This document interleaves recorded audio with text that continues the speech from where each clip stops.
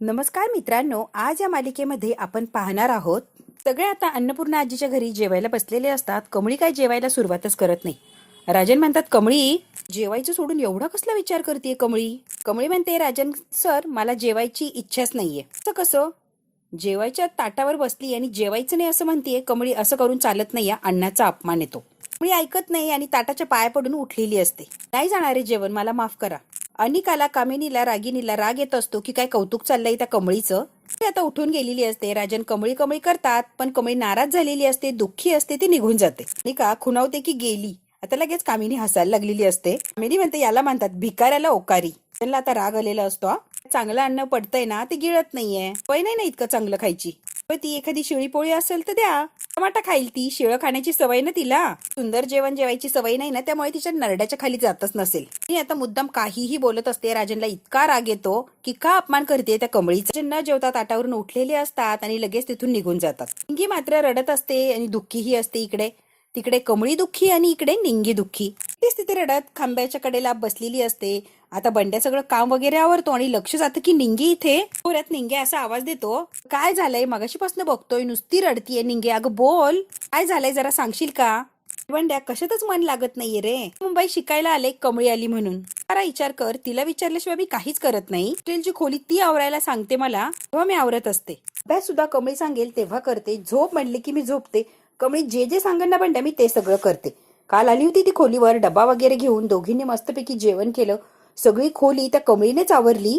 काय रोज रोज येणार नाही, मला सवय करून घ्यायला लागणार रे. लहानपणापासून तिच्या मागं मागं चालायची सवय बंड्या. आता एकटीला मला काही सुचतच नाहीये रे. इतकी आठवण येते मला तिची, इतकी आठवण येते. आणि निंगी आता जोरात रडायला लागलेली असते.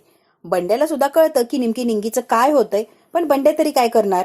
ती आता रडत असते आणि मला तिची आठवण येते एवढंच काय म्हणत असते. बंड्या, मला आता इथं राहायचं नाही, मला गावाला परत जायचंय. बंड्या चिडतो आणि म्हणतो, निंगे कळतंय का काय बोलतीयस? मला परत जाऊन काय करणार आहेस ग?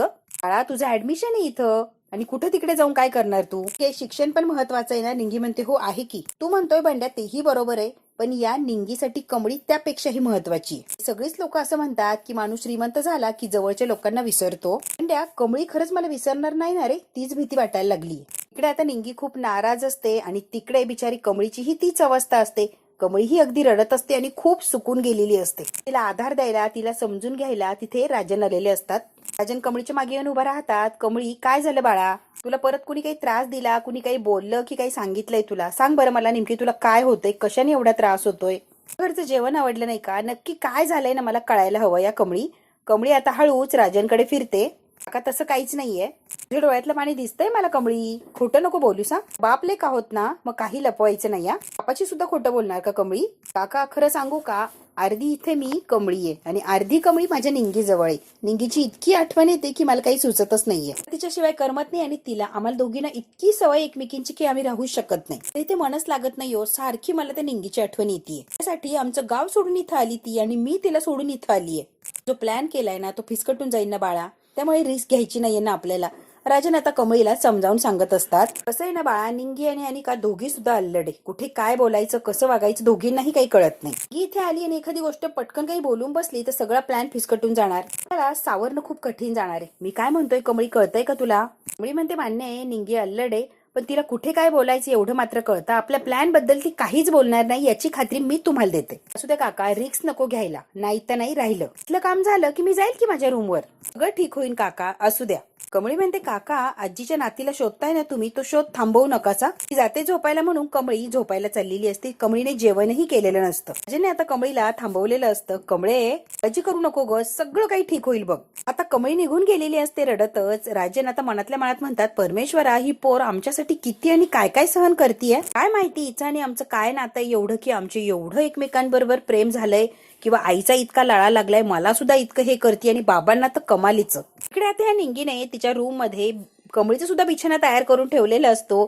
त्या बिछाण्याकडे बघते आणि रडत असते आणि त्या बिछाण्यासोबतच कमळी म्हणून बोलत असते, तू मला सोडून का गेलीस म्हणून आता निंगी रडत असते. अन्याविना जसा मासा तडफडतो ना, तशी तुझ्या विना मी तडफडतीये. आणि निंगी इतकी रडत असते.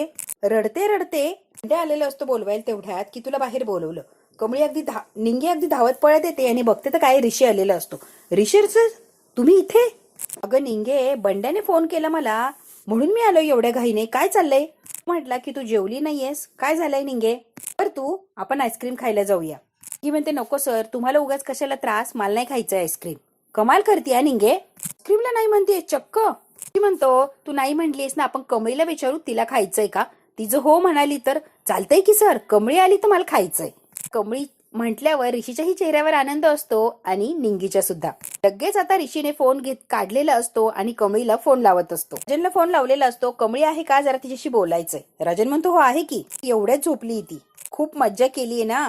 ती म्हणते राजन सर कमळी खुश आहे का. राजन म्हणतो हो नक्कीच खुश आहे ती, तिला मी जॉगिंगला सुद्धा घेऊन जाणार आहे. 2 दिवसात तिच्या पासपोर्टसाठी सुद्धा जायचंय आम्हाला. ती परदेशात जाणार फिरायला. आणि राजन हसत असतात. माहिती ना तिला सगळ्या गोष्टींचा किती उत्साह असतो. निंगी म्हणते राजन सर माझ्याबद्दल काही बोलली का. हो मगाशी जेवतानीच तुझी आठवण काढली होती ग. निंगी हवी होती इथे म्हणून जरा नाराज होती. निंगी म्हणते ती उपाशी तर झोपली नाही ना. राजन म्हणतात ऍक्च्युली जेवायचं नव्हतं, पण मीच तिला जबरदस्तीने जेवायला लावलं आणि आता ती झोपायला गेलीये. आवडीची खीर होती ना आज, मग तिला मी जेवायलाच लावलं. आताच डोळा लागलाय, उद्या भेटाल ना तेव्हा बोला. म्हणतात उद्या भेटा की कॉलेजमध्ये. ते म्हणतात खूप उशीर झालाय निंगे, झोपा बरं आता. निंगी म्हणते होय ठेवा फोन.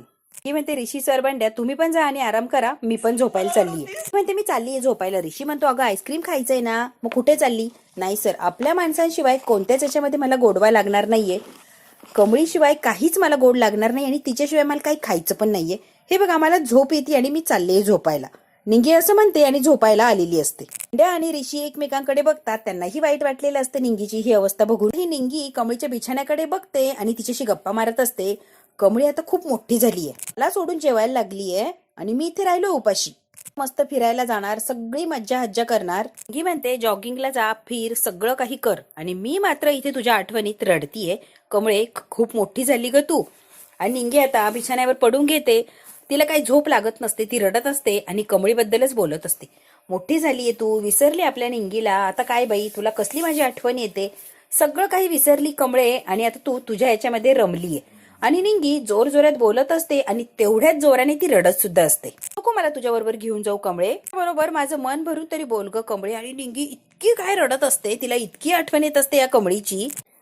निंगी आता रडतच असते. तेवढ्यात काय कमळी येते आणि तिच्या पाठीमागे गुपचूप झोपी जाते आणि निंगीच्या गप्पा ऐकत असते. निंगी रडत असते आणि बडबड करत असते. निंगी रडता रडता म्हणत असते मला तरी कोण आहे ग तुझ्याशिवाय, आणि तू खुशाल मला सोडून गेली म्हणायला लागली. तेवढ्यात काही तिला समोर कमळी झोपलेली दिसते. आता मात्र निंगीची बोलती बंद झालेली असते. भूत भूत म्हणून जोर जोरात ओरडायला लागते. कमळी म्हणते निंगे मी ये, भूत दिसतोय का. कमळी ये निंगे तिच्या जवळ येते आणि गळ्यात पडून इतकी जोरात रडायला लागलेली असते ही निंगी की बस. प्रेमाने तिला सावरलेलं असतं. निंगे खुळी आहेस काय ग, रडतीयस काय लहान बाळासारखं, वेडी कुठची, जीव लावतेस निंगे मला. कमळीला सुद्धा निंगीला भेटून खूप आनंद झालेला असतो, कारण तिला सुद्धा मगाशी निंगीचीच आठवण येत असते. नकटे माझी मजा घेतेस होय, सोडून गेली आणि मलाच वर रडवतीयस, तुला पटतंय का. निंगे असं खरंच काही नाहीये, तू तर माझा जीव आहेस ग, ती बहीण आहे ना तू, मग तुला कशी विसरेन. तुला माझ्याशिवाय करमत नाही ना निंगे, मला सुद्धा तुझ्याशिवाय करमत नाही ग, मला पण तुझी सारखी आठवण येते. म्हणते कमळी तू इथं कधी आलीस. तिची सुद्धा आलेला असतो. तू राजन काकाशी बोलत होती ना, तेव्हाच तिला घेऊन आलो होतो आम्ही. मीच राजन काकाला तुझी चेष्टा करायला सांगितली होती म्हणून ते असं बोलले तुला. म्हणते मला एक गोष्ट कळाली, तुझ्याशिवाय मी काय राहू शकत नाहीये, मला पण खूप आठवण येते ग तुझी. म्हणते चल आपण त्या घरी जाऊया आता राहायला. म्हणते नाही मी इथंच ठीक आहे, मी नाही येणार तुझ्यासोबत. निंगे राजन काकांनी स्वतः सांगितले की तुला तिथे घेऊन यायला जा आणि तुझा जीव परत घेऊन ये आपल्या घरी. त्यांनी सांगितलंय म्हटल्यावर काय हरकत आहे तुला यायला, परवानगी दिली ना त्या घरात तुला न्यायची, मग तू कशाला काय घाबरतीयस. काही झालं ना कुणीच आपल्याला अडवू शकत नाहीये निंगे, तू पटकन आवर, आपल्याला जायचंय तिकडे. तिथं मी ना तिथं तू निंगे, चल आवर पटकन, उशीर झालाय आधीच. निंगे परत रडायला लागलेली असते. ऋषी म्हणतो पहिलवान चला उशीर करू नका आता, आवरा पटकन आवरा, मला भूक लागलीये. आता आवरलेलं असतं आणि ते चाललेले असतात. बंड्या म्हणतो एकदाची घेऊन जा, डोसक्याचं पाणी केलं हिने, काय त्रास देतीये मला कमळी कमळी म्हणून, जा एकदाची घेऊन. म्हणते इथं काय करणार तू एकटा, काय म्हणजे कॉलेजमध्ये भेटेल की. म्हणतो तुम्ही दोघी एकत्र आहे ना सगळं ठीक होईल, माहितीये मला, माझी नका काळजी करू, एकमेकींना जीव लावा, एकमेकींची साथ द्या, बस दुसरं काहीच नाही. गे जातीस ना आता. म्हणतो चला उशीर होतोय, आपल्याला निघायला हवं. बंड्या म्हणतो ऋषी भाऊ सामान नाही आणलंय. ऋषी म्हणतो सामान आण पटकन, चल ग उशीर झालाय, आईस्क्रीम खायचंय, परत तुम्हाला घरी सोडायचंय आणि मग मला माझ्या घरी जायचंय. म्हणतो चल आवर ग पटकन, तुझ्यामुळे कायमच लेट होतं. ती म्हणते घोड्या चल की, मला आवरू लाग सामान. म्हणतो मी नसतो येत, हा तूच येतोय माझ्यासोबत. की बंड्याला अगदी ओढत घेऊन जाते की चल माझ्यासोबत सामान आवरायला मदत कर. ऋषी आणि कमळी दोघेच राहिलेले असतात. ऋषी म्हणतो कमळी डिसिजन घेऊन खूप बरं केलंस, तिला अजिबात करमत नाहीये तुझ्याशिवाय. राजन काकाने परवानगी दिली म्हणूनच सगळं झालं, नाही तर कसलं काय. म्हणतो ते का नाही म्हणतील तुला, त्यांना काय अडचण आहे ग एकट्या निंगीची. ऑल तुझे वडील आहेत, नाही कसं म्हणणार. कमळी म्हणते सर थँक्यू बरं का, कशाचाच विचार न करता माझ्यासाठी लगेच आलात त्याबद्दल खरंच थँक्यू. सारखी थँक्यू म्हणत असते. ऋषी म्हणतो वेडीएस काय ग, काय थँक्यू लावलंय. अन्नपूर्णा आजीची नात आहे बाबा तू, आता तुला कोण नाही म्हणणार. तू सांगायचं आणि आम्ही ऐकायचं. जॉब गमवायचं नाहीये मला तुझ्या नादाला लागून बाई, तू म्हणशील तसं. इकडे आता नयनतारा विचार करत असते. सतीश म्हणतात नयनतारा कसला विचार चाललाय कळेल का मला. सतीश तुम्ही सांगा, ऋषीला इतक्या उशिरा बाहेर जाण्याची काही गरज होती का. गपचूप घरात राहत नव्हता का, कशासाठी गेला इतक्या उशिराने तो, कशाला गेला काही कळालंय का नाही. आणि फोन केला तर फोन सुद्धा उचलत नाहीये. एवढ्यात काय ऋषी आलेला असतो. नयनतारा उठते आणि ऋषी जवळ येते. ऋषी तो अजून जागेच आत, अरे झोपायचं ना, तू कुठे गेला होता ना ते आधी सांग मला. महत्वाचं काम होतं म्हणून गेलो होतो मी. एक मिनिट ऋषी. तारा म्हणते काय काम होतं कळेल का मला.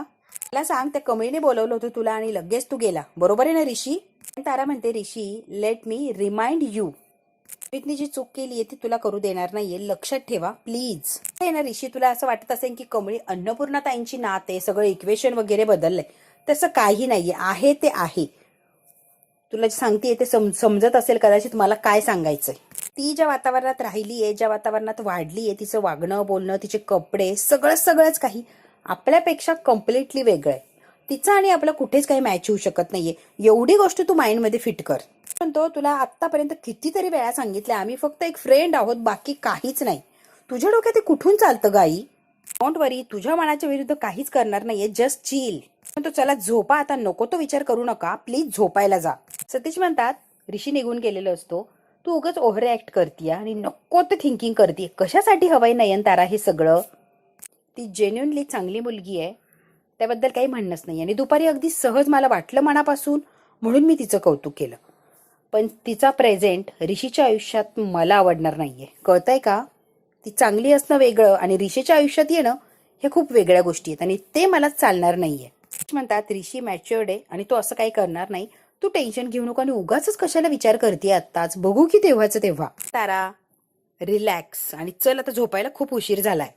तारा एक आई म्हणून बरोबर विचार करत असते. ती म्हणते सतीश नाही, काही बाबतीत मुलं आपोआप वाहवत जातात, त्यांचाही त्यांच्यावर कंट्रोल राहत नाही आणि मग सगळ्याच गोष्टी हातातून निसटत जातात. पण पेरेंट्स म्हणून लक्ष द्यायला हवं, काळजी करायला हवी. त्यांना काही समजत नाही पण आपल्याला तर सगळं समजतंय ना. नयनतारा हे मनातल्या मनात बोलत असते. सतीश सुद्धा निघून गेलेले असतात. खूप टेन्शन आलेलं असतं की हा ऋषी सारखा त्या कमळीच्या आसपास असतो, तिच्याकडे जर अट्रॅक्ट झाला परत राधिकासारखंच काहीतरी होऊन बसायचं, म्हणून तिला भीती वाटत असते आणि म्हणूनच तिला कमळी या घरात सून म्हणून नको असते. याचंच तिला टेन्शन असतं आणि सारखी नयनतारा याच गोष्टीचा विचार करत असते. आता नयनतारा विचार करता करता पाणी प्यायला लागलेली असते. असला काय तिला ठसका लागतो की तिथे साधना आलेली असते. हळू मॅडम हळू, आणि तिची पाठ अशी चोळते. मॅडम हळू. साधना म्हणते मॅडम कशापाई एवढा तरस करून घेताय तुम्ही. मुलीमुळं. साधना ताई अजिबात नकोय की ऋषी त्या मुलीच्या आहारी जाईल, हे मला चालणारच नाहीये, त्या मार्गावर मला चालूच द्यायचं नाहीये. साधना म्हणते मॅडम तुम्हाला खरं सांगू का, तुम्ही खूप विचार करताय. आपले ऋषी बाबा तुमच्या शब्दाच्या बाहेर नाहीये, मग तुम्ही काय एवढा विचार करताय. तुम्ही म्हणाल ते ऋषी बाबा ऐकणार आहे, मग तुम्ही सगळ्या गोष्टींचा नको तो विचार करून का त्रास करून घेताय. सगळं ठीक होणार आहे, नका तुम्ही विचार करू. नयनतारा आता काही उत्तर देत नाही आणि तिचा मोबाईल घेऊन तिथून निघून गेलेली असते. नयनतारा निघून गेल्यावर ही साधना मनातल्या मनात म्हणते काय माहिती कोण पोरगी आहे, तिने सगळ्यांच्याच डोक्याला टेन्शन आणलंय. इकडे आता निंगी आणि कमळी आलेले असतात आणि राजनने स्वतः दरवाजा उघडलेला असतो. या वेलकम निंगी वेलकम. मोबाईल बघत बसलेले असतात रागिनी, अनिका. म्हणजे थँक्यू राजन काका. निंगीला खूप आनंद होतो. रागिनी आणि अनिका एकमेकींकडे बघायला लागलेले असतात की ती निंगी सुद्धा इथे राहायला आली. ते म्हणते कमळीशिवाय मला काही करमतच नव्हतं बघा. राजन म्हणतात अगं हिची तरी काय वेगळी अवस्था आहे, कमळी सुद्धा तुझ्यासारखंच करमत नव्हतं, खाण्यापिण्यात मन नव्हतं, तुझ्यासारखंच कमळीचं सेम झालं होतं.